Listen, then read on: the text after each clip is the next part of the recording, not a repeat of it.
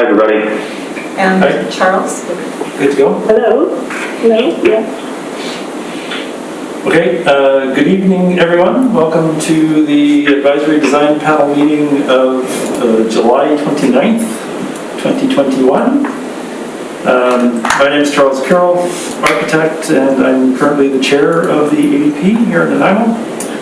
And I have an agenda in front of me that I think nobody else does.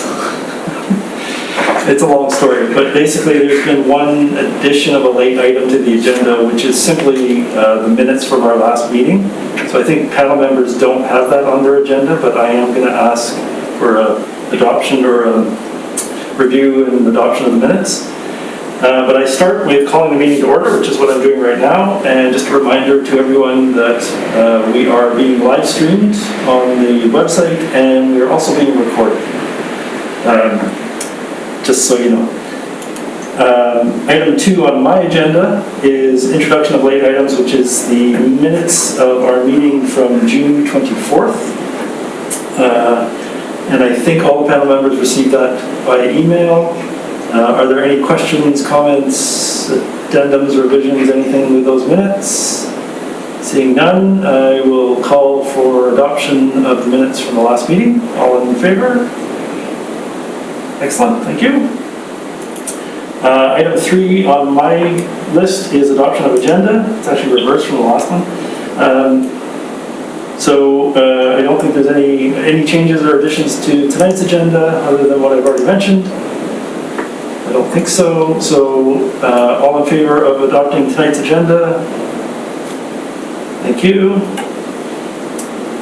And, I bumped ahead. We adopted the minutes, but that's okay. So we're going to number 5, which is our presentations for this evening. We have 2. And the first one is for DP on Hanson Road, and that will be introduced by Caleb. Yes, thank you. Yes, the first application on tonight's Design Advisory Panel meeting is DP 1233 for 200 Hanson Road. This application is for a multi-family residential development of 49 units. The application being presented is the first phase of what will be a 2-phase project. The zoning on the site is medium density residential R8. And the relevant design guidelines are the general DP area design guidelines. There are no variances requested as part of this development permit application. Okay, thank you. And I believe we have, I'm not sure who's going to present. Someone's going to present, hopefully. It's Rusilla. Myself. Yep, thank you. My name is Rusilla. Am I good to go? You are, and if you have a presentation to share on your screen, you can do that. Yes. 1 moment, please.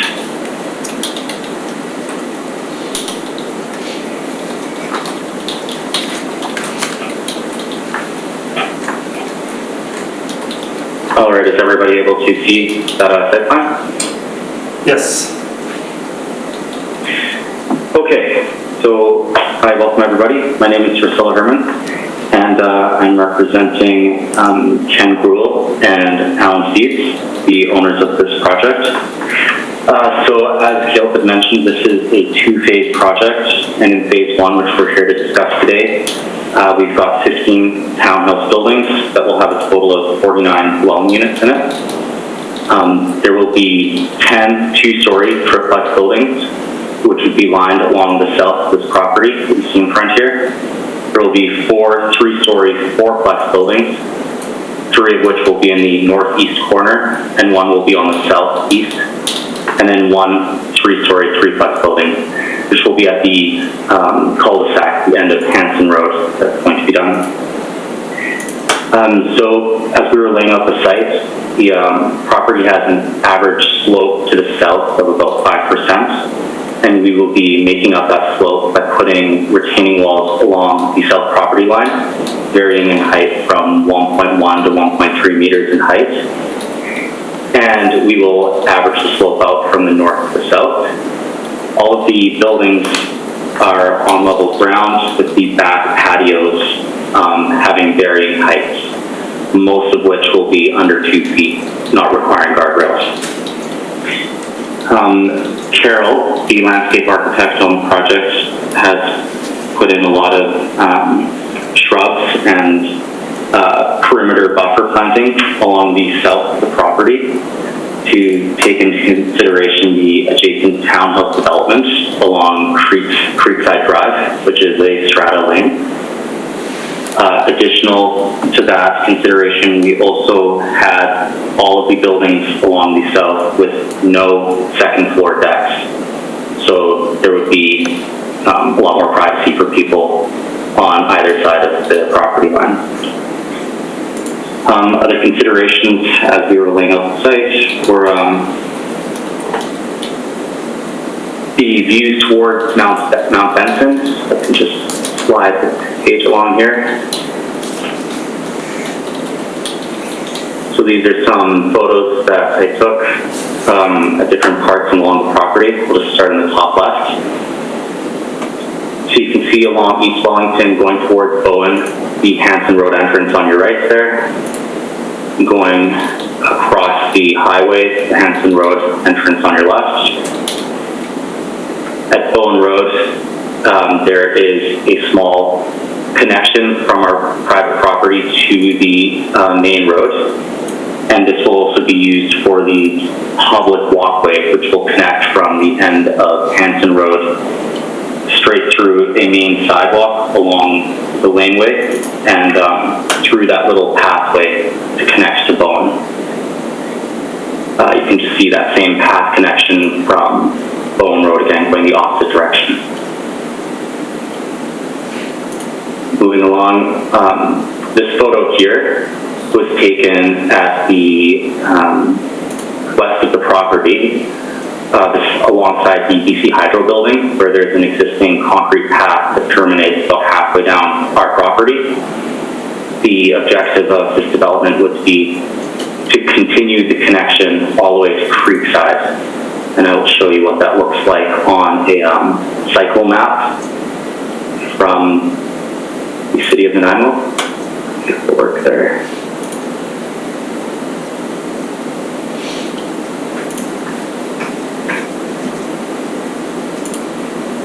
So as you can see here, this large green section is the subject property. This red section here is the additional path length that we'd be adding, and this purple segment is that picture I just showed you guys path there. This red line down the center of the property represents the public corridor path that would connect to Bowen Road. And this yellow line, which I just highlighted, is just showing that once this connection is done, it will complete the connection for this, I can't remember what this line is called, sorry, but it connects all the way over to the Parkway path that goes out to the mall. So it's a kind of a final bridging between these two paths, in a sense. Just going back to those photos. So that pathway ends right here, as you can see. And we'll come down the west of the property and hang a left turn to come onto Creekside Drive right here. And then up and out to Bowen on Caspers Way. This is a photo from Bowen looking down that pathway connection into the subject property. And this photo is taken at the southeast corner, looking south towards the adjacent townhouse developments, just so you can get a sense of what the existing wooden fence looks like, which spans the full length of the property. So there is a proposed retaining wall, as I mentioned, which will be almost right up against this wall. I will show you what that looks like in section. So this portion here is concrete block wall, and then there will be the landscape buffer. So that's how that will all work together. And then the last photo here is just showing shots at the southeast corner again, looking west down that that fence line that separates the two townhouse developments.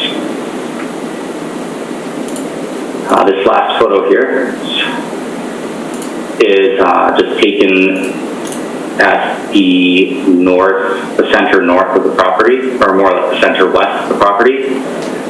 And it's a panorama shot. So on the right side, you can see the BC Hydro building, and beside that X-Rentals truck, that would be at the corner there where the cul-de-sac will be placed at the end of Hanson Road. And just scanning to the left, you can see the townhouse developments, the existing townhouse developments in the distance there.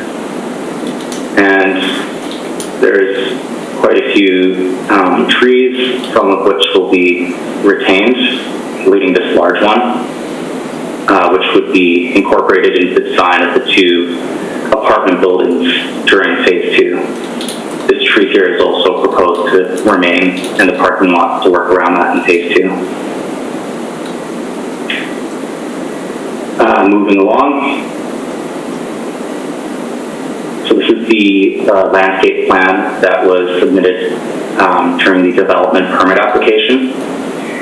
Once we had received the design advisory panel meeting notification, the clients, myself and Carol, the landscape architects, had got together and tried to address a few of the specific comments regarding the site.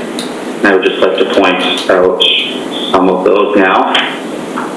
One to point out is now each townhouse has their own separate walkway to the entrance. So there's space for vehicles and for pedestrians to walk now. Also note all these driveways are 20 feet long and 12 feet wide. So they're large enough to pull a garbage can beside your vehicle, and also not have any issues with large vehicles sticking out into the lane or anything like that. The dog run has been relocated to the west of the property here. And we just wanted to note that we had 2 different areas for pedestrians to just walk around and enjoy the beautiful views of Mount Benson. So this would be the loop 1 around the retention pond. The retention ponds will almost always be completely dry except for on peak rain seasons. Other than that though, they'll just have shrubs as seen in, or I guess we graphically show water here, but typically there would not be water. So there's a bench area along here. And we've also got 2 benches here beside the common room. In response to the letter we received from you guys, we also added 5 short-term parking stalls for bicycles here, which is the minimum requirements. And all other parking for bicycles would be within the garages of each townhouse, which have 8-foot overhead doors. Moving along, we have another seating area here. This spot has a really nice view straight down the laneway of Mount Benson. Actually, walking down this whole entire path is a really striking view of Mount Benson. So we tried to play off on that by having this area to sit. We also added this informal play area for people to hang out, and there is a seating area in the northeast corner of the lot as well. And this sidewalk, which is 2 meters wide, has light standards along the whole length, and we've added light bollards at the entrance of the property to signify where the start and end of the whole entire path is. So it's a well-lit space, and that will give comfort to the people, I guess, that are living in the area, that they can see what's going on in the street in front of them. And just take a look through my notes here.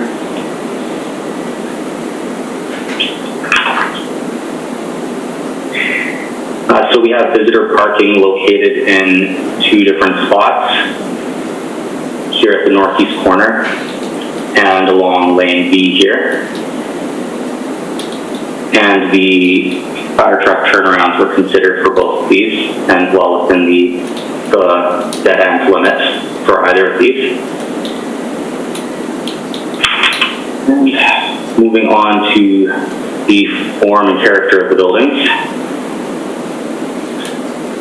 So we have 4 color palettes that we chose to use throughout the whole development. They're all earthy, soft tones that aren't too bright and really just blend into the surrounding area. You can see the main colors here are called sandalwood or MO3, willow green, a beige, prestige beige, and a linen. So those are the 4 base colors that would be used in each building, and we'll just alternate that down all 15 blocks. So starting at the top, this is building type A, which would be located, there's 10 of these building types, and these are all located along the south of the property here. So blocks 2 through 11 are all building type A. Note, as I mentioned, there's no decks at the back, just a patio, a covered patio for each block, for each building, sorry. Then building type B, there is, I believe, 4 of this building type, and that would be blocks 12, 13, 14, and 15. These buildings are 3 stories, and they do have decks at the back. The reason we deemed it acceptable to have a deck at the back for this block here is because it actually backs onto the Strata laneway, so there's no building behind it, so you're not looking over into someone's backyard. So we decided that that would be an appropriate building for that spot.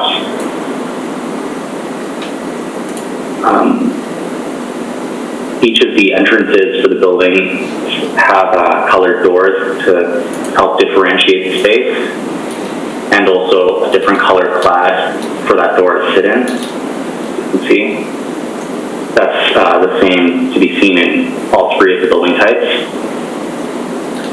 And building type C is basically the same type as building type B, although it just has 3 units instead of 4 units. And it also has bump outs on each side of the building.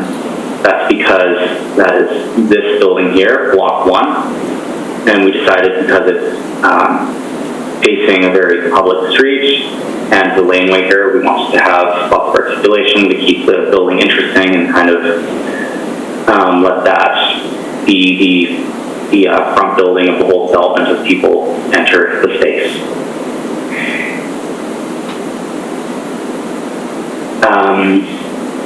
So for building type B, we also have bump outs on the exposed end of the buildings. There's actually 3 types of building type B.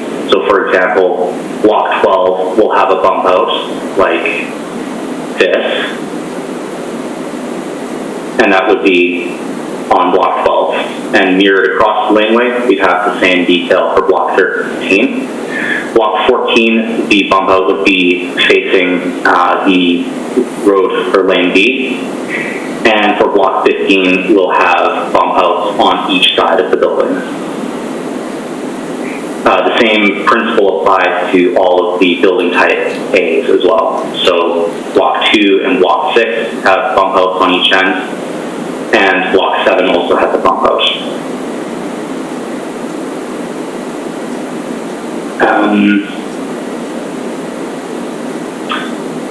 Yeah, and I think that pretty much concludes the introduction to the development, and I invite you guys to ask us any specific questions now. Thanks. Okay, thank you.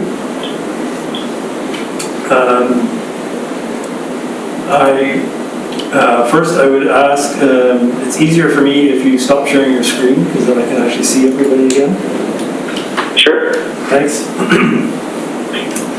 And I will start with design panel members. Any questions for staff?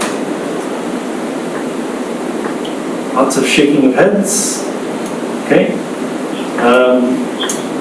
So I will start with Marie. Questions and comments? Okay, well, oh, okay. Well, thank you for that presentation. Really nice to see a development with 3-bedroom units and quite spacious inside with that flex space. Something I think Nanaimo sorely needs is some more family spaces. And so it was good to see that. Just my notes here.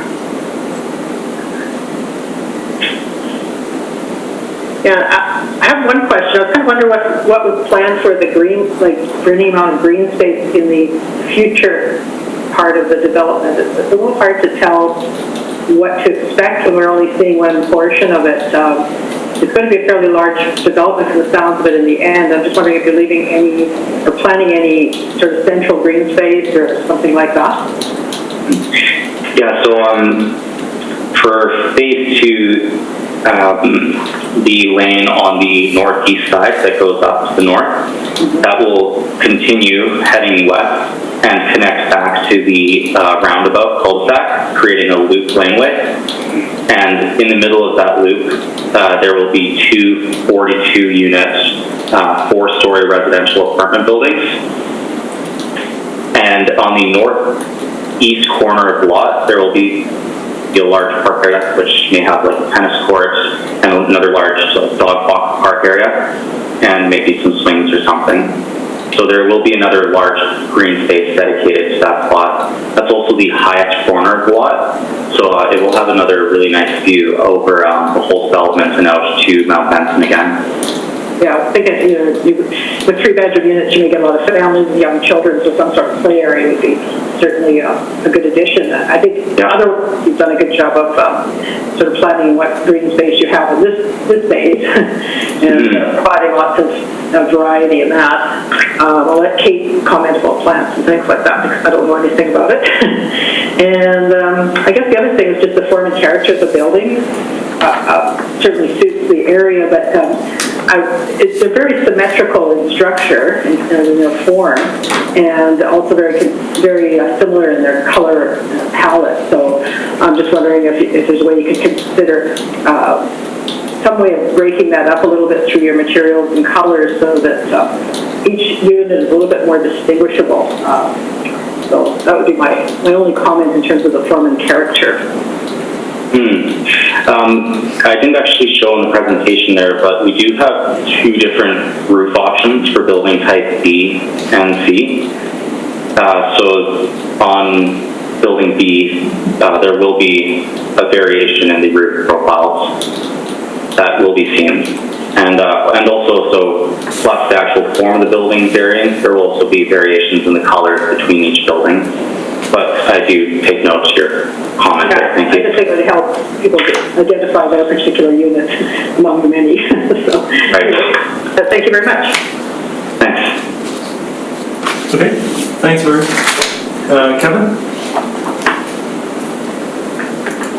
Yeah, thanks, Mr. Chair, and thanks for your presentation. I think overall, I think you've done a pretty good job with how you're arranging the buildings on the site. Obviously, having a long drive aisle down the middle of it isn't going to be the nicest thing, traveling that distance, but I don't know what your options would be to resolve that, but and also not having an actual sidewalk on the side where most of the buildings are on. I don't know if that's going to be problematic, but it just seems that could be an issue. Did you look at ways to potentially provide a sidewalk on both sides? Yeah, so before it was decided that the main sidewalk along the main laneway was going to be public, the intention was we were actually going to have the public path go along the south property line and connect to Bowen Road that way. When it was decided that we were going to switch the public path to along the laneway due to issues of not being able to see the full length of the path along the south and concerns of safety, we removed one of the sidewalks because we were thinking that it would be better for public to be walking on the opposite side of the road from people's private residence. It was basically the decision there. Okay, because because obviously you do have a lot of room in phase 2 it looks like you're going to just have 2 apartment buildings there. You do have a lot of room to shift everything in that direction and provide sidewalks on both sides potentially, correct?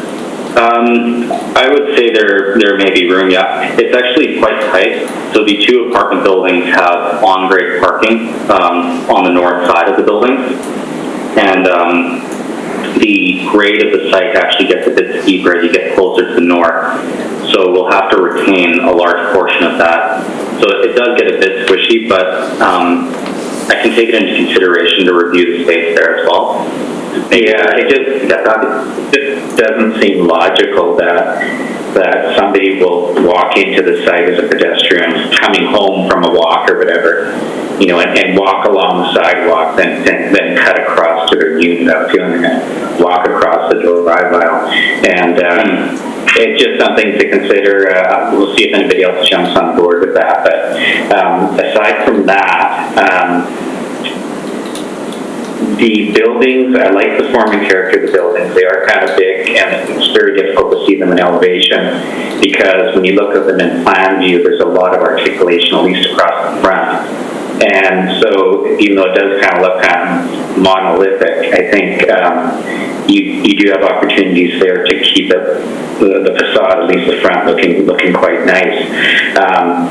They are very West Coast contemporary, and in my opinion, I normally, with West Coast contemporary, when it comes down to color palette, the opportunity is there very easily on each of these buildings to put some sort of contrasting color into the plan, or at least a darker, bolder color to just punch the building out a bit more, because the colors are very soft and conservative, in my opinion, and for West Coast contemporary, it's most of the ones that I've seen over the years, it's very, very common to see that type of color there. So I'm not sure if you considered that, but maybe give that some thought too. The city staff made a comment about the end of life, kind of like the entry units, trying to enhance some of it. And I appreciate that you did use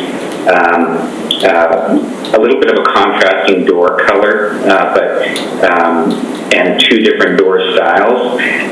Did you look at possibly making all 4 doors different, like a different style and a different color on each of them? To provide some individual to them?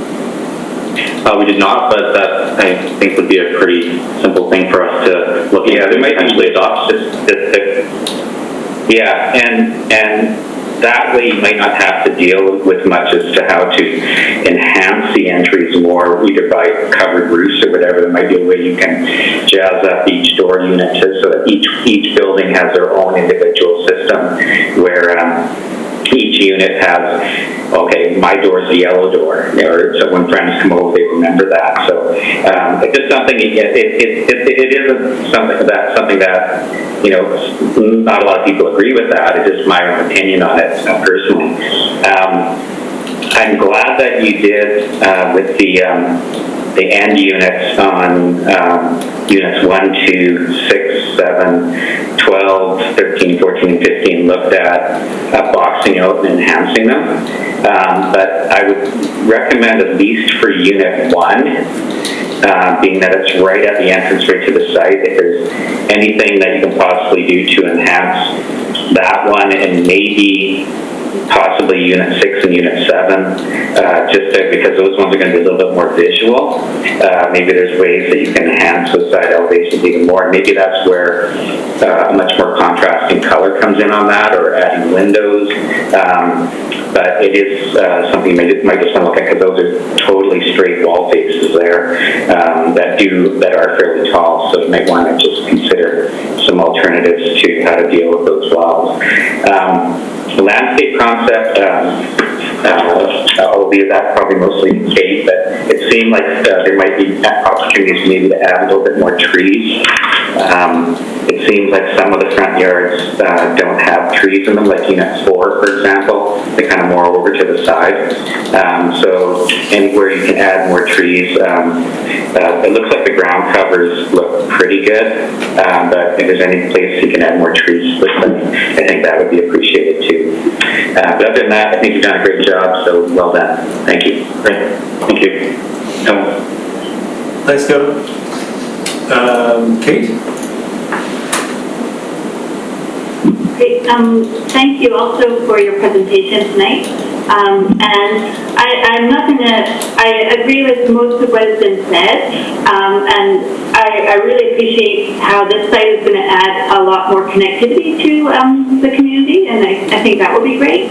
And you're nicely situated, close to schools and not too far from other amenities. I think this is a good location for what you're proposing, which is great. I do agree with Kevin. I would love to see more trees. I was actually wondering, could you pop up the landscape plan again showing the dog run that's now been moved to the entrance? Is that right? Is that where it got moved? Yes, sure. I can share my screen again. Yeah, that'd be great. Thank you. If that's okay, Charles. Yep. Yeah, okay, good.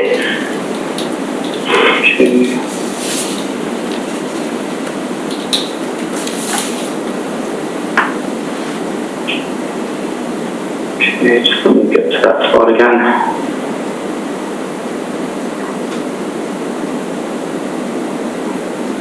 Okay, here we go. Yeah, I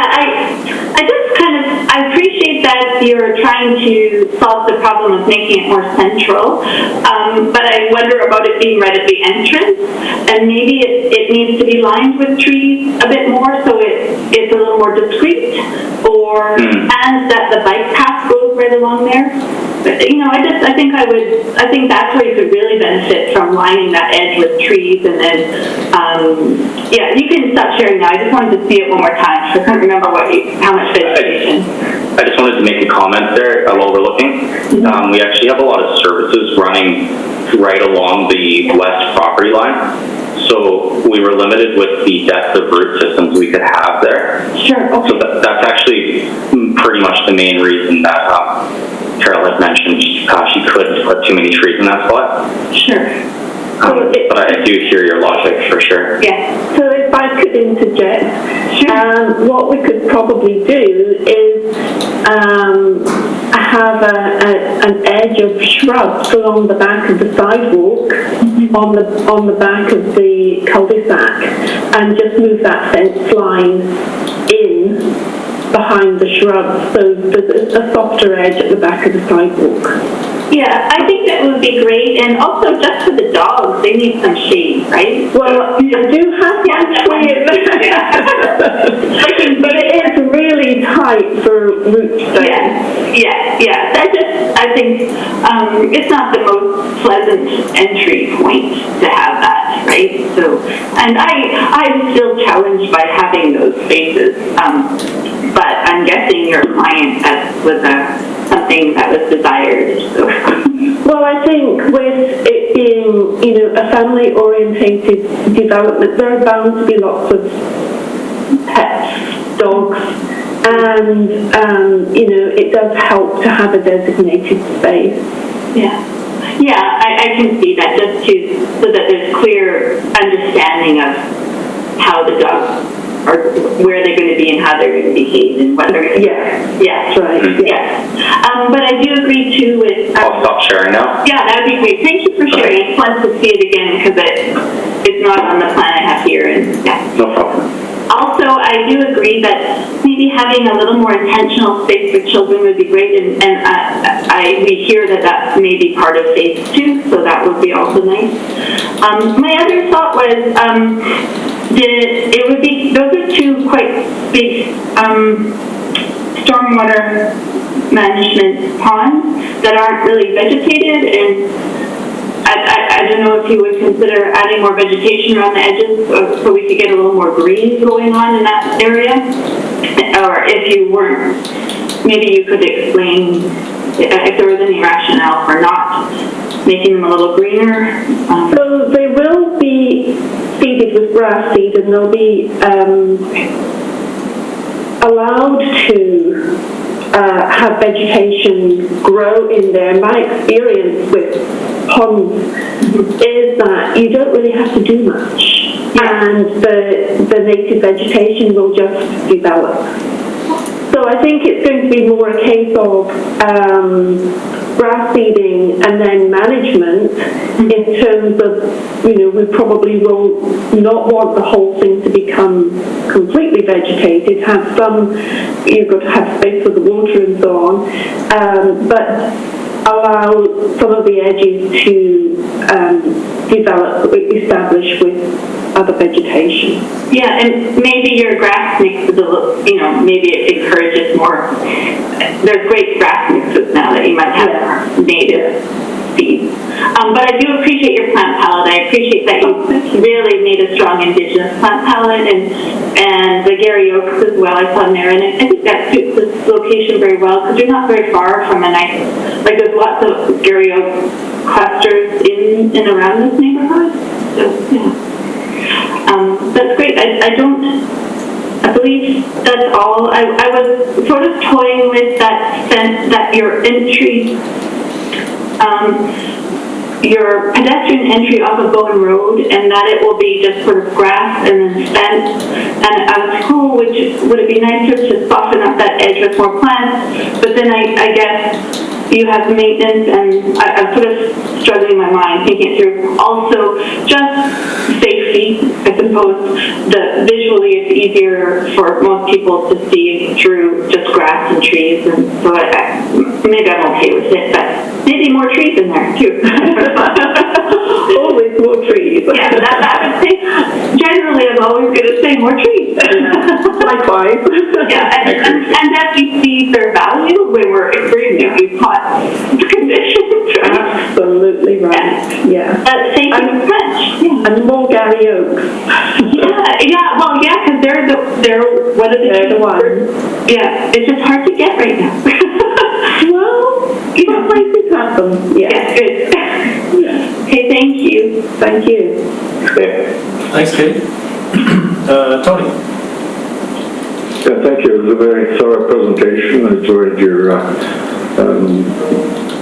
description of all the connectivity and benefits to the greater community that this project's going to provide. It's a good project, great location, so well done on that point of view. I have nothing new to add. I'd just like to reiterate 3 points. One, Marie's comment about a little more variety in the color scheme, perhaps. It is very monochromatic, and that's quite a long row of all the same kind of look, even though you have very subtle variations, and perhaps it could be a little bit stronger. And on that same note, Kevin's comment about the first unit that you encounter when you enter the site, I think they could definitely stand a little stronger accent to distinguish them as, setting a whole tone as people drive in, particularly visitors, obviously. And then the last point about screening the dog area that I think Kate raised and seemed to be supported by Carol's thinking. So that's all I wanted to say. Thank you. Thank you, Tony. Thanks, Tony. And I will echo all of the above. As Tony said, I don't really have much to add, and I would just chime in sort of with my colleagues on those main points that Tony just summarized. I think those would all enhance, the project itself internally, but also its external appearance, and that would be great. So, having said that, I've written down a whole ton of things, because there was lots of comments about considering this, that, and the other thing. I think we may have 3 or 4, I'm not sure, that we might want to consider as recommendations.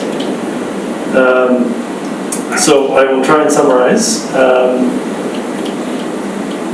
And I'm combining Marie and Tony and Kevin sort of into one. So there's a comment about consider a bolder color palette, variation of the color palette to increase the visual differentiation of the units.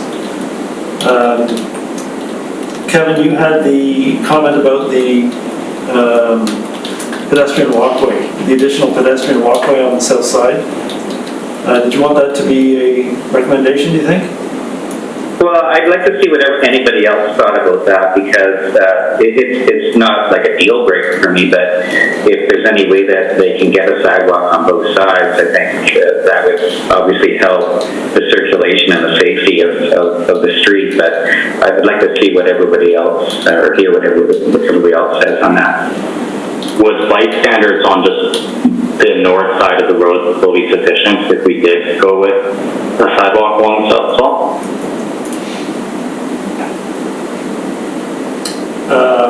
Anybody? Yeah, I don't think, well,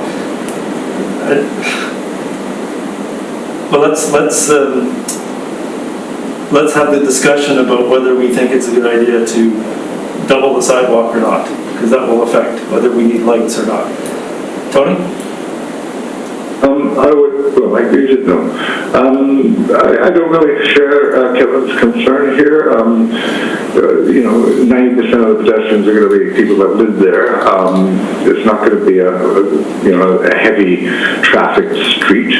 I think that the idea, if you only have one sidewalk, I like the side it's on, where it's a way of giving a little more privacy to the first phase townhouse units. I think the idea of increasing paving over green space is a consideration, and I think that in most townhouses projects I've experienced and designed, that driveway is as much a pedestrian walkway, kids play area, basketball, stuff like that. And, it could be a lot of things, but I don't think it needs to be that rigidly formalized with another sidewalk. Just a thought there. Okay, thank you. Could I answer that too? Just another comment that along the north side of the laneway, there is a 1.3 meter high retaining wall along that whole length. So that would just kind of be kind of a phase that you'd be walking along as you move up and down that lane. Just kind of making that walkway feel a little bit more, of a space. Okay. Kate or Marie, did you have any thoughts? No? Just... I thought what Tony said makes sense. I'd be okay with just the one side. Me too. Yeah, I'm okay to remove that one, Cheryl. Okay. The consideration for the, I'll call it the side walls of the end units, if that makes sense. Consider enhancing those with form and or color. It's the entry to the site, so it could use a little different treatment. And additional planting at the dog walk area, and additional trees generally where possible. So I think that's four recommendations. Did I miss it? Oh, Kevin, sorry. Well, you had one. I had the one about the individualization of the entries for each building. Yeah. Should enhance them by making them each more individual. Okay, so I wrote down individualization of each unit's door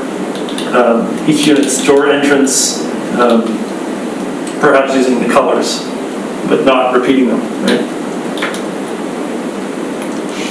Colors and possibly door style as well, because they show two unique door styles on each building. But if there's any way that each door can be totally unique, and not only in color but in form, that could really add to the character of each building, in my opinion. Okay. 1, 2, 3, 4, 5. So we've got 5 recommendations, very badly worded, but Lori and I will sort that out afterwards. Could I have someone put forward a recommendation? Tony? I'll just move the motion that you just read with your 4 points. 5 points, sorry. 5 points, yeah. Second. And there are no variances, so that's good. Marie seconded, thank you. Any further comments or discussion? Okay, seeing none, I will call the question. All those in favor? None opposed? Thank you very much. Thank you. Okay, Through the chair, so I'm out of here now. Thank you. Thank you. Charles, do you- Hi, Carol. It's okay. We'll read it. Hi Tony, how are you? I was wanting to read that, but I Good. Chat. Okay, I think we can do it again. Sorry, yes? Before the next presentation, I just want to let you know that I might turn my camera off when the presenters are on, just because I'm working on battery power. Yeah. So I just want to conserve. I'll turn it on when we're doing discussion or it's my turn, okay? Okay, great. Okay, we have a second presentation. Sorry, I gotta look up different piece of paper. For development permit, 3045 Newcastle, 360 Stewart Avenue, again to be introduced by Caleb. Yes, thank you, Chair. The next application is development permit number 1234. This is for an 11-unit multifamily residential project. Currently 2 properties on Newcastle Avenue and Stewart Avenue that back onto each other that would be consolidated as part of this project. The development consists of 2 buildings, one of which presents itself as 3 stories and the other as 5 stories. The zoning at this location is medium-density residential, R8, and the relevant design guidelines are the general deep area design guidelines, as well as the Newcastle Brecon neighborhood plan design guidelines.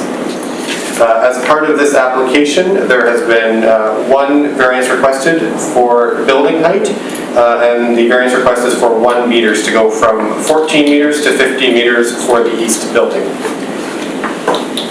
Okay, thank you. And I believe it is Nathan who will be presenting.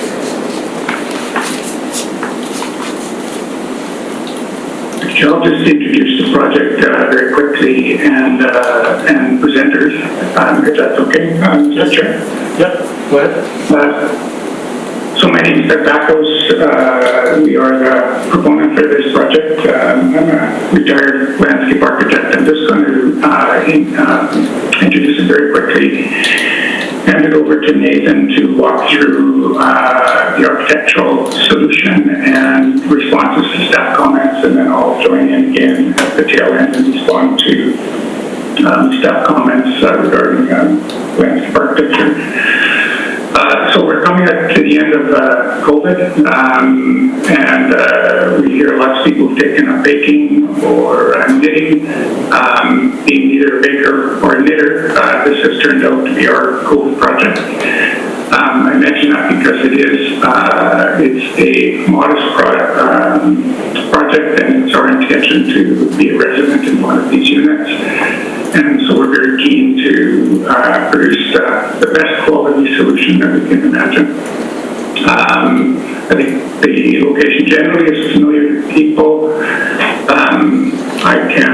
I'll just share my screen and put this drawing package up, if that's okay. And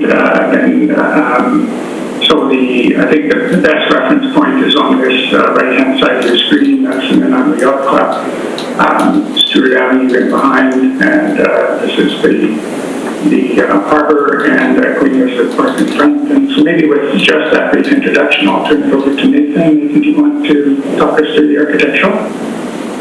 Sure, thanks, Don. Can you hear me? Yes. I can hear you. Good. I'm Nathan Milton, the project architect, and And as well, on board here is Tom Sniskus, who's a partner of NSTA, and of course, you know, Doug Backhouse.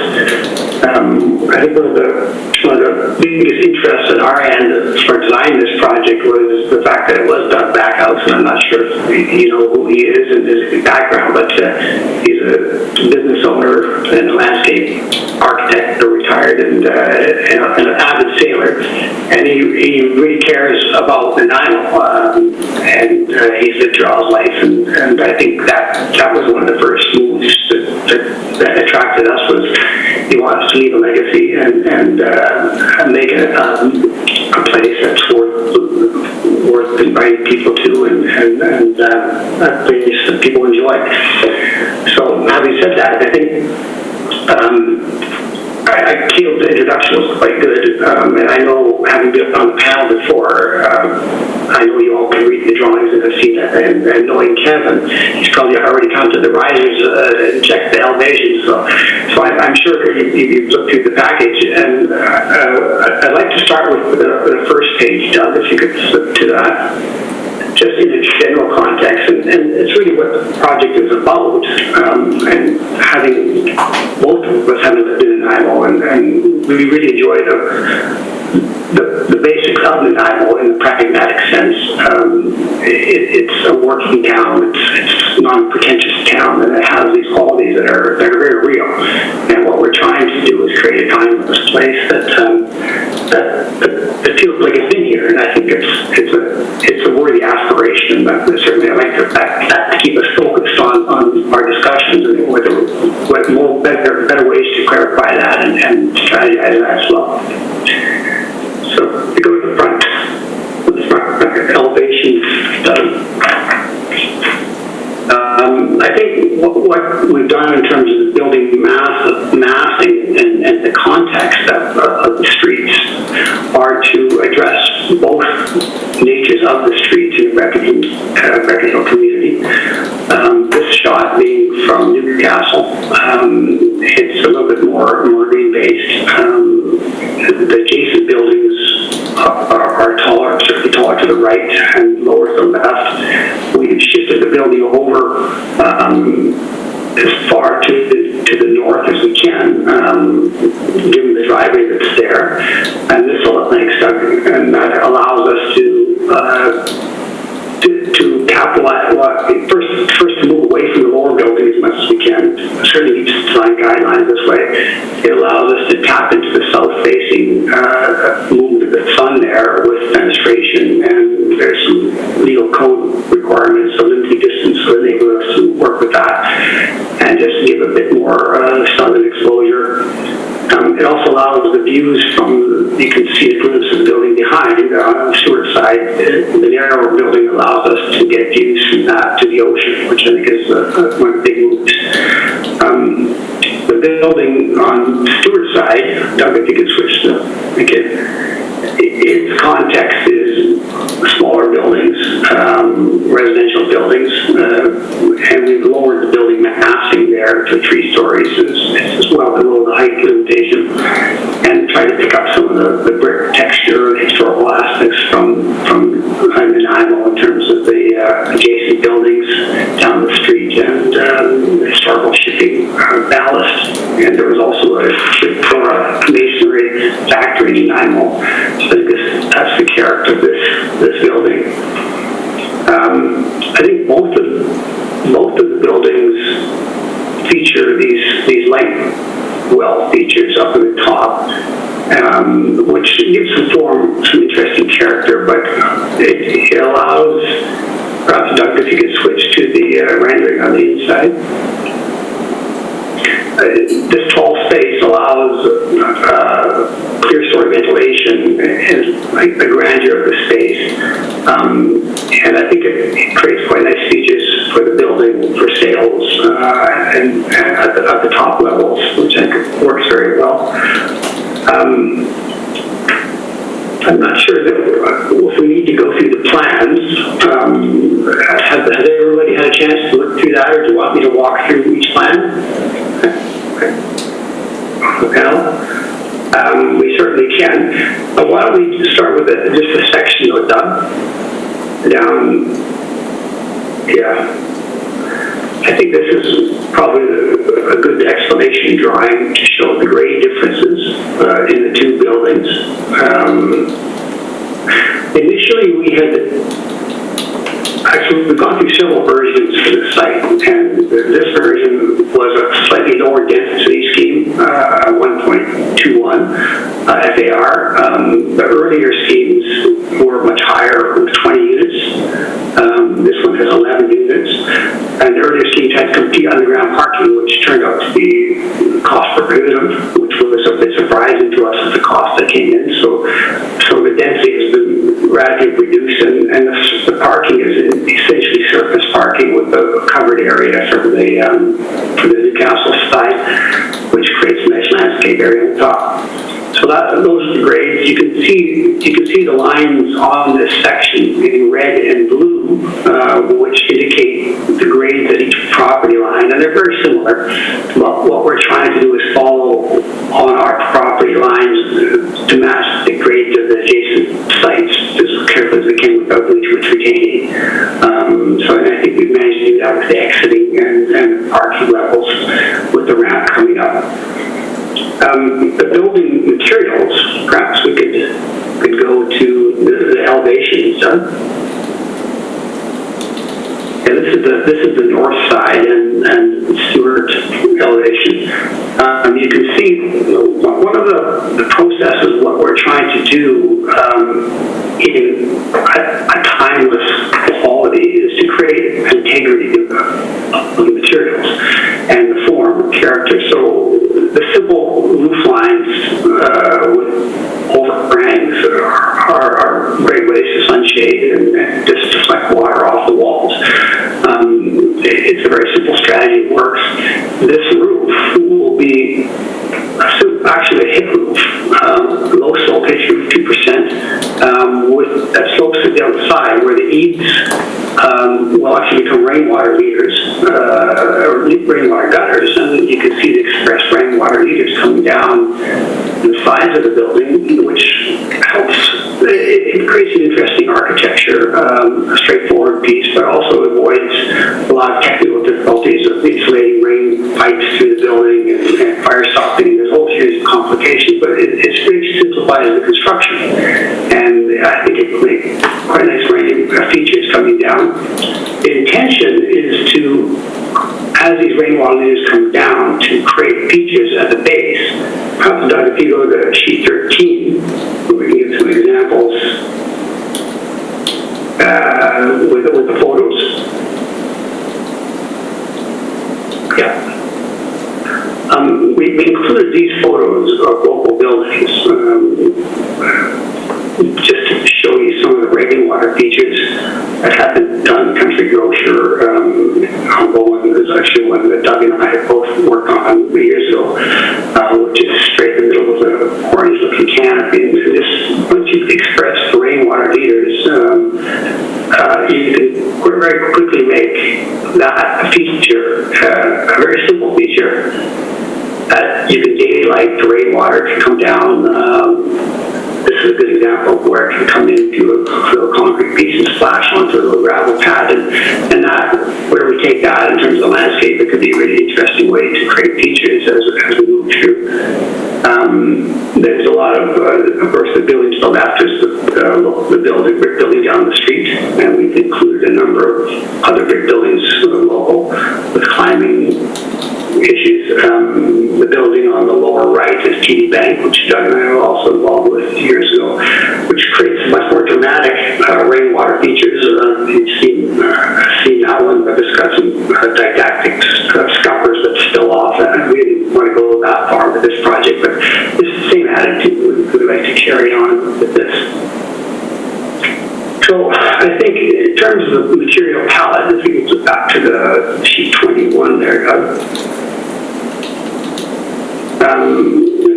these are now the south side, and of course this Newcastle elevation, and you can see the introduction of the shingles on the wall in the Newcastle building to give it a beach feel. Would be a bleached feeling to the shingle. We love to use wood shingles here, but unfortunately not welding of the fiber cement, but we'll paint them into a warm white to simulate a bleached feel. The brick bases, exposed concrete,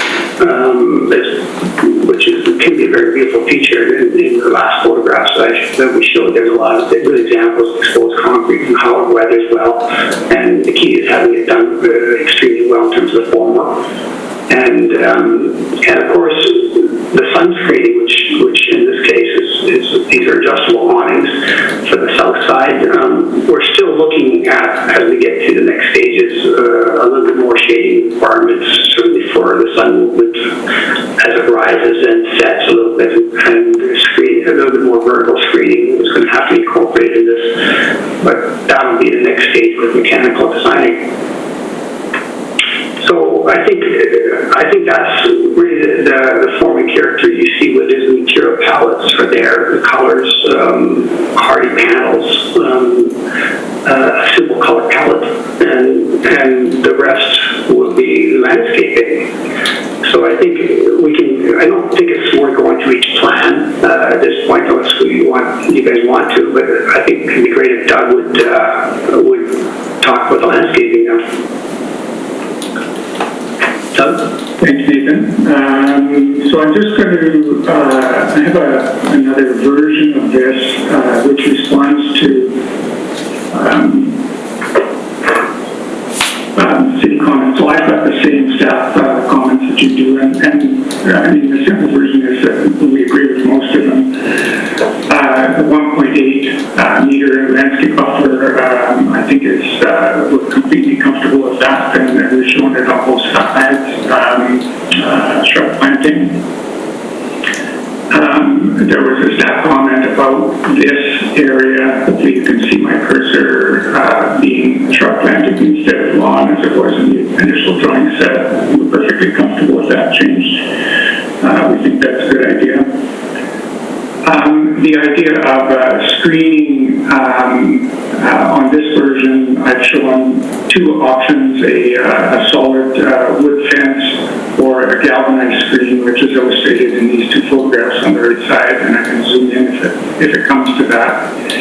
And that we disagree, or we agree with staff comments about having that privacy screening. We've shown it initially in this location on the north boundary, and for this full extent on the south boundary, and that was probably always the intent, but not shown well on the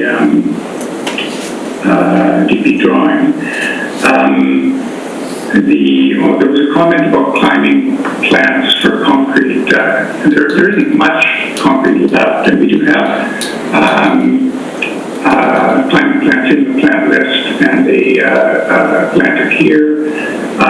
So I think that there's every opportunity to respond to that comment. I do note it's a north exposure, so it might be a little bit difficult. And then the only one that we puzzle about, and we have puzzled really through the whole design process, is the actual character of this internal green space.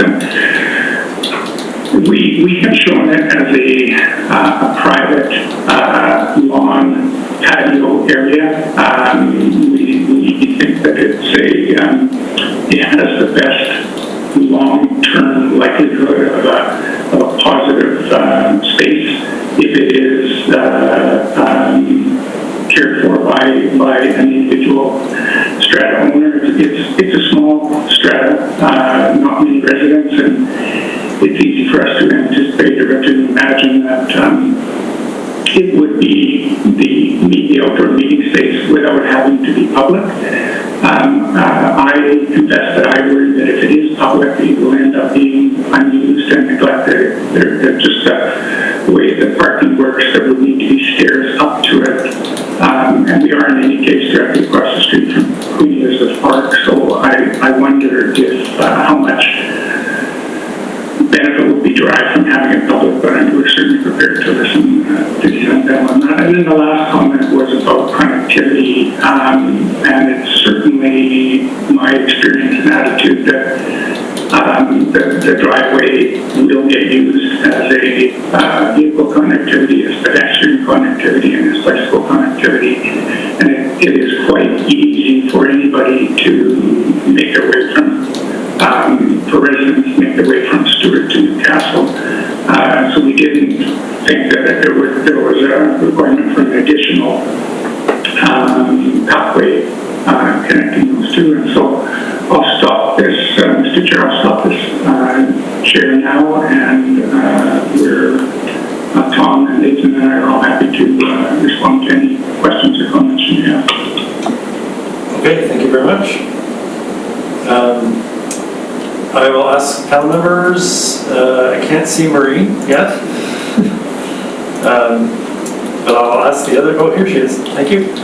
Does anyone have any questions for staff? Seeing none, I will go like I usually do. I think I'll go in reverse order. So, Tony. Yes, thank you for the presentation. My first reaction is that there's a very, very thoughtful, sophisticated, and likely successful urban infill project. And I congratulate you on the basic design approach, how you've done it quite thoughtfully, and you haven't maxed out the site, those kinds of things, as some would. I think the variances are minor and quite supportable. I would just have a question as to the siting. There's a great opportunity, as you show with one of your slides, for views out to the water. It's mostly eastward because you have a taller building to your north and an unknown quantity in the future to the south, so really it's basically dead east. And I believe, if I was looking at your drawing, I believe your main driveway is coming from the east, from Newcastle. And I was just curious as to your thinking, why you wouldn't put the driveway on the south side of the site so you could slide that eastern building northward a little bit more, a couple of meters maybe, which would give you the opportunity to slide the west building southward a little bit to give the west building a little bit more view than it currently seems to have, because it's really a slot kind of view. But and then following from that, you consider the possibility of raising the west building, perhaps a half a level or a meter or something, so there's a little more opportunity to look over the roof. Not much, but anyway, so just in the general siting, could you elaborate a little bit on your planning there, particularly the driveway location? I was kind of puzzling over that. We puzzled over that quite a bit as well, and I think ultimately we concluded that the south end was the prime zone for the privacy, and putting the driveway on the south side, as you suggest, increases that traffic volume, although there are advantages in terms of giving setbacks a bit more room. So I think we concluded the driveway was the least attractive part from the privacy point of view of the units. In terms of raising the building, you're talking about the Stewart building, is that correct? Yeah, we could. It now all comes down to cost of the parquet system, and that's actually where we had a big snag before. There's a lot of volume of concrete if we start to raise the building for the lower levels, and we raised the floors quite high because just to achieve that height, we certainly will consider raising the building, and we're going through cost analysis right now, and if there's affordability in terms of raising that, if there's some value there, I think it's a great idea. Thank you. I'm not criticizing you. I'm just curious about your thinking, because I've gone through the same thing, but obviously you had a lot more time on it than I had. But I think it's an excellent conforming character, a very, very sophisticated infill development. Thank you. The other notion of driveway on the north side is a little bit being neighborly. We have driveway to driveway now, and on the other side we have people to people. Okay, thanks, Tony. Kate? Well, thank you very much for your presentation. Nice to see you, Doug. I too echo what Toby said about the design character of the buildings. I think it's really nice to see that we haven't been seeing this material palette recently, and it's really nice to see. Especially, I'm happy you referenced that building that's just so close to you with the brick, and I think that will be a really lovely addition to the waterfront. And I think my only comment, which is my common comment, is about the trees. I'm wondering if you might consider, I see in your redesign, I think more shrubs would be great, because I don't think the lawns are really going to get used, so might as well just have more robust planting. But that gravel strip that's city, possibly entertaining, being generous and putting plants in there as well, or a couple of big street trees, like further down Stewart, or maybe there's a reason you haven't put trees in that right away, or whatever, you know what I mean? No reason. To be honest, Kate, that the detail there is a perfect match to our neighbor. Yeah. And I'm not opposed to any alternate solution. It is neighborly. We have a particular constraint there because Stewart Avenue is still a highway, and so we have to be back from the highway. So that's also part of why we haven't done that. Yeah, I was just thinking, because I don't particularly, I think the neighbors, it's a little barren, the landscape, whereas further down through it we have, I think, there's generous street trees that really create a lovely sidewalk. And so if you have the opportunity to do that, that would be wonderful. And just help your neighbors find a new way. There's also a power line overhead, and lovely street trees. I happen to know are not long for this world. Yeah. But that was my main thought, was there was a couple spots you might be able to fit a few more trees, and I appreciate why there aren't any on Newcastle because of views, and they're just going to get hacked anyway. But yeah, that would be my main comment, is if the landscape could come right up to the sidewalk, I'd prefer that to gravel, because we're seeing an increase in that kind of rocky landscape. Yeah, and I don't like that. I'm happy to have that conversation with Caleb. Great. Yeah, but I'm happy to see a different design and character coming in down here that references some of the historic buildings. Thank you. Thanks, Kate. Kevin? Yeah, thanks, Charles. And Doug and Nathan, thanks for your presentation. A very, very nice job. I'm very familiar with this site. My father-in-law lives a half a block away, so I'm down at the waterfront quite often. I must say, Nathan, you come a long way since BCIT. And I must say that Jerry Birkenbass and Eve Kukine and Rene Guerin, probably, if they could see this, would be very proud of you, even though I believe only one of them is still with us. So I really think you really hit the ball out of the park with form and character. I really appreciate how you drew inspiration from the old brick building that David Spearing had his office for many years, only a half block away. That building is so simple in its form, and I remember going up and visiting David years ago in that office, and when things were booming, so I appreciate that.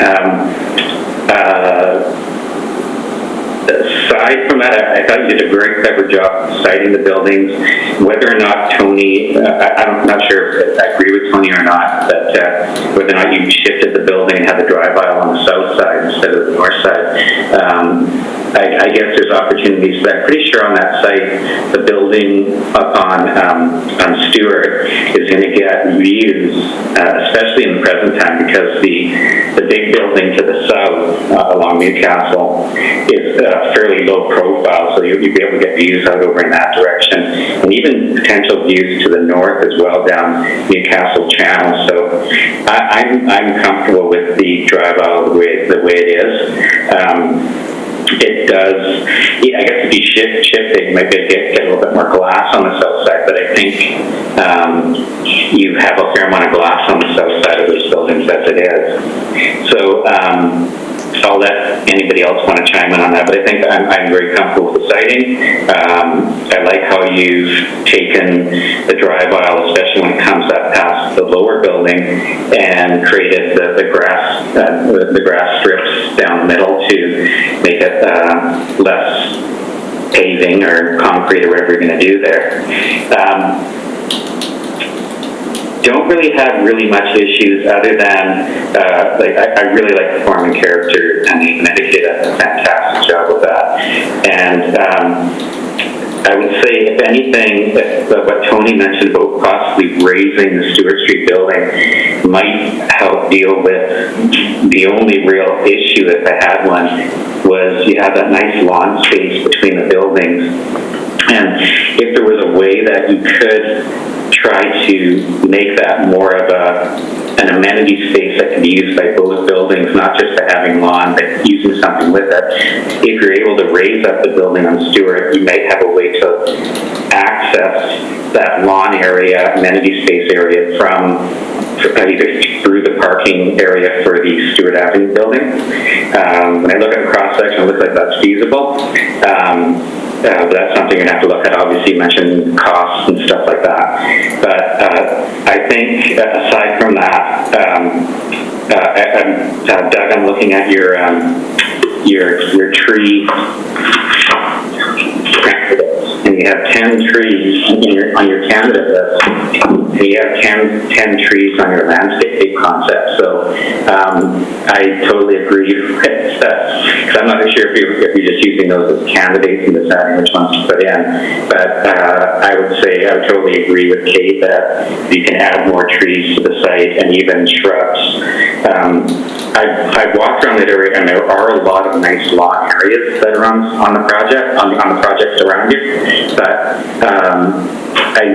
you go right across the street, and you have picnic benches and things there, and that's where you really want to be, is across the street. You're right on the water and the waterfront there. So I would say if you can add more trees and shrubs to the site, I think that would definitely enhance it. And if there's a way that you can take that central lawn area and make it more of an amenity space,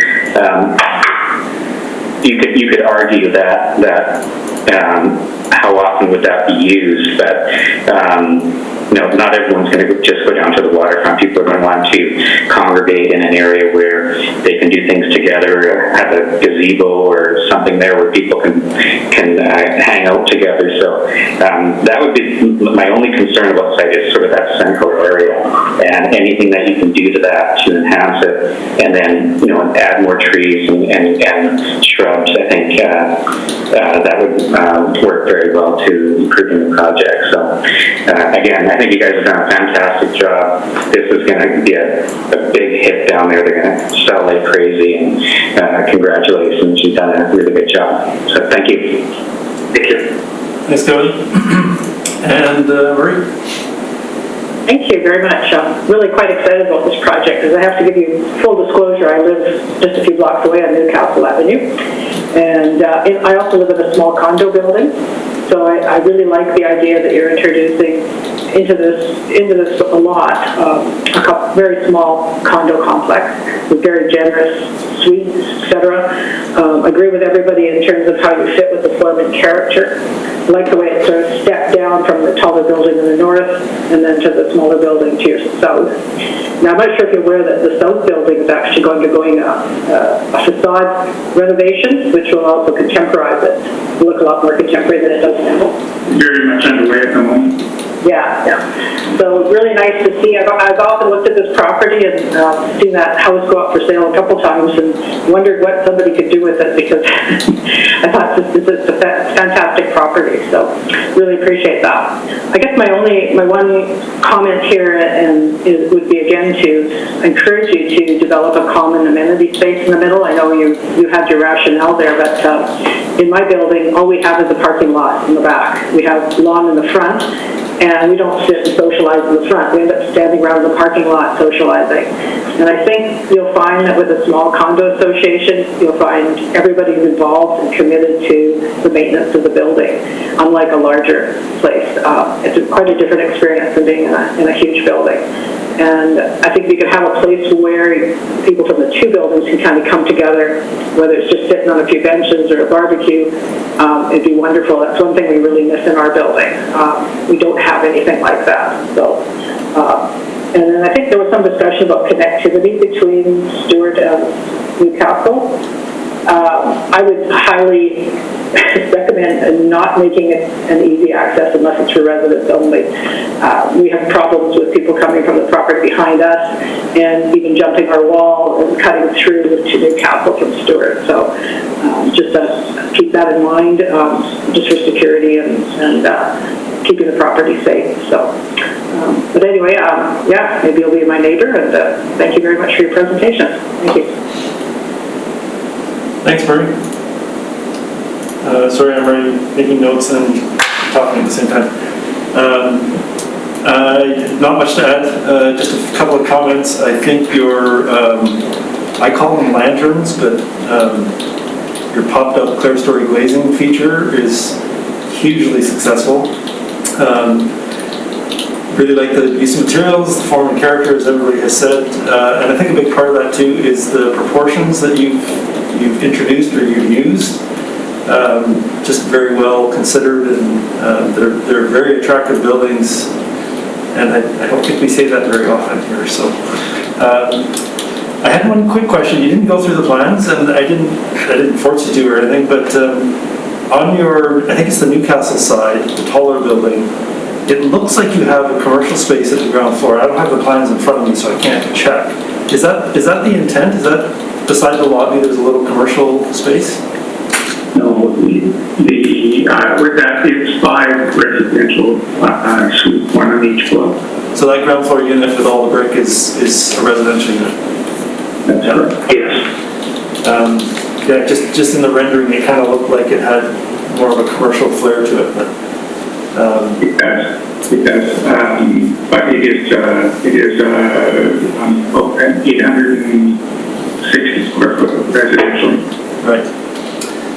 Okay, well, and I have nothing else to add to the previous comments. I just think it's a very successful, smaller scale, but a very nice looking development. Now the hard part. I've written down a bunch of notes as usual, but I think there may be 2 key themes here.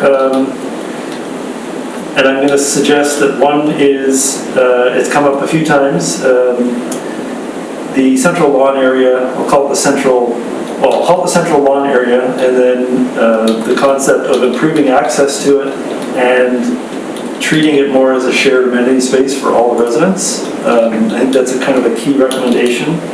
I think linked to that potentially is the height thing, but I don't know that we need to build that into the recommendation. And then a second theme seems to be the theme of the night is increased plantings, trees and shrubs where possible, just to enhance the development.